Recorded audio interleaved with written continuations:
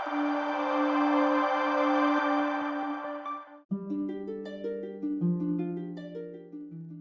ಶ್ರೀನಿವಾಸ.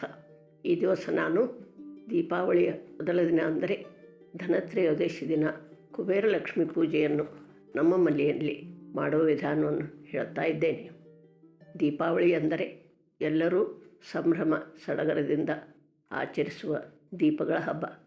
ಕಾರ್ತಿಕ ಮಾಸದಲ್ಲಿ ದೀಪೋತ್ಸವಕ್ಕೆ ವಿಶೇಷ ಮಹತ್ವ ಇದೆ.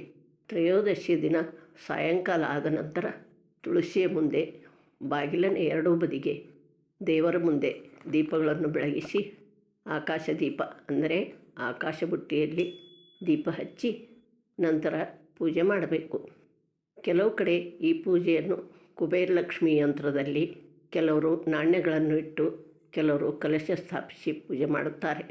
ನಮ್ಮ ಮನೆಯಲ್ಲಿ ಸಾಯಂಕಾಲ ಗಂಡು ಮಕ್ಕಳು ಮಡಿ ಹುಟ್ಟು ದೇವರ ಮುಂದೆ ಮಣಿ ಹಾಕಿ ರಂಗವಲಿ ಹಾಕಿ ತಟ್ಟೆಯಲ್ಲಿ ಬೆಳ್ಳಿಯ ನಾಣ್ಯಗಳನ್ನಿಟ್ಟು ಪೂಜೆ ಮಾಡುತ್ತೇವೆ.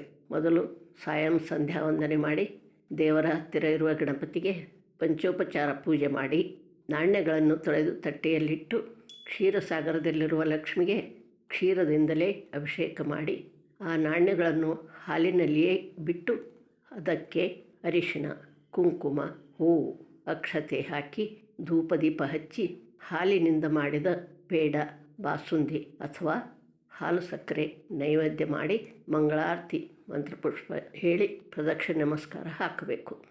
ಮರುದಿನದವರೆಗೆ ನಾಣ್ಯಗಳು ಹಾಲಿನಲ್ಲಿಯೇ ಇರಬೇಕು. ನಂತರ ನಾಣ್ಯಗಳನ್ನು ದೇವರ ಹತ್ತಿರ ಇಟ್ಟು 5 ದಿನ ಪೂಜೆ ಮಾಡಿ ನಂತರ ತೆಗೆದು ಹಣದ ಪೆಟ್ಟಿಗೆಯಲ್ಲಿ ಇಡಬೇಕು.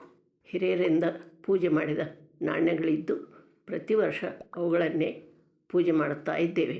ಹೀಗೆ ತ್ರಯೋದಶಿ ಲಕ್ಷ್ಮೀ ಪೂಜೆ ಮಾಡಬೇಕು. ಕೃಷ್ಣಾರ್ಪಣಮಸ್ತು.